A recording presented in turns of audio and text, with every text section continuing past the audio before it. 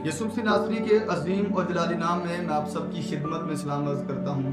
रास्तबाजी के कामों के कलाम के तीसरे हिस्सा में मैं आप सबको खुशामदीद कहता हूँ। इससे पहले 2 हिस्सों में हमने बड़ी सारी चीज़ों को कवर किया है। अगर आपने वो नहीं देखे तो आप ज़रूर उनको देखें ताकि आप इस जो है वो सीरीज़ का हिस्सा बन सकें और बड़ी सारी बातों को अपनी ज़िंदगी में ले सकें। हमने इससे पहले इस हवाले का सैको सबाक देखा था और उसके अलावा हमने पहाड़ी बाज पर बात की थी और महात्मा गांधी के ताल्लुक से उन्होंने पहाड़ी बाज के ताल्लुक से क्या क्या रखा है। हमने रास्तबाजी की वो 3 काम एड्रेस किए थे जो यसुम सी नासरी ने करने को मतलब पब्लिकली करने को मना किया था। हम दुआ के ताल्लुक से सीख रहे थे। आज हम जिस नुक्ते पर बात करेंगे वो है यहूदियों की इबादत करने का तरीका।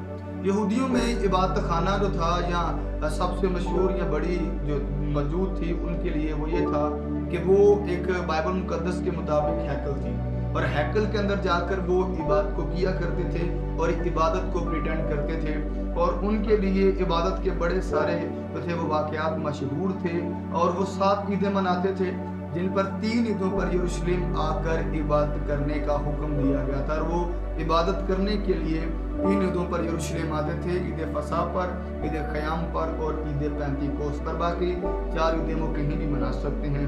उनके लिए कुछ रिलैक्सेशन थी उनके लिए। खुदा के लोगों ये जो बयान किया गया है यहाँ पर जो रास्तबाजी के काम दुआ के ताल्लुक से, तो उनके प्रेयर मेथड में ये लफ्ज़ लिखा हुआ है कि इबादत खानों में।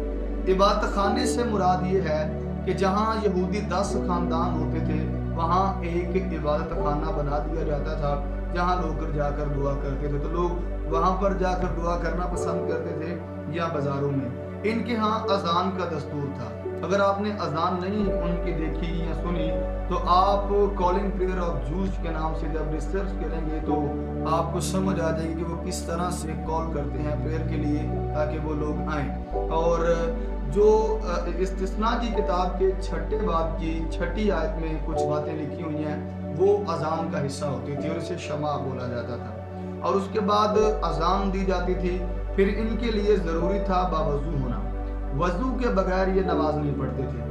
और 3रे नंबर पर था इब्रानी का आना और 4थे नंबर पर था जूती पाँव में ना होना और 5वें नंबर था अगर यरूशलेम में है तो वेल एंड गुड है, अगर यरूशलेम से दूर है तो इन्हें सम्मत का भी पता होना चाहिए कि किस तरफ यरूशलेम है, इस तरफ वो मुंह करके जो थे वो दुआ करते थे। हम आने वाले वक्त में सीखेंगे कि मुंह यरूशलेम की तरफ करने का क्या मकसद होता था और क्यों उनको यरूशलेम की तरफ मुंह करके कहा गया था कि वो दुआ करें। और उसके अलावा हम यरूशलेम की तरफ मुंह करके दुआ क्यों नहीं करते, अब उसमें हमारे लिए क्या हुक्म है। और उसके बाद 6ठे नंबर पर ज़रूरी था इनके पास शरीयत का भी होना बहुत ज़रूरी था और शरीयत इनके पास हो। 7वें नंबर था इनका एक मखसूस लिबास होता था जिसको वो पहन कर जो थे वो इबादत को प्रिटेंड करते थे। खुदा के लोगों ये इबादत के कुछ हिस्से थे जो अपनी ज़िंदगी पर वो लागू करते, फिर समझा जाता कि उनकी इबादत जो है वो काबिल कबूल है। मगर यसुम सी नासरी ने बताया कि मैं तुमसे सच कहता हूँ कि जो ये काम कर रहे हैं वो अपना अजर पा चुके हैं। खुदा आप सबको इस कलाम के वसीला से अब तक हमारा चैनल सब्सक्राइब नहीं किया तो अभी सब्सक्राइब करें और बेल आइकॉन को क्लिक करके हमारी लेटेस्ट वीडियोस के बारे में अपडेट जानें।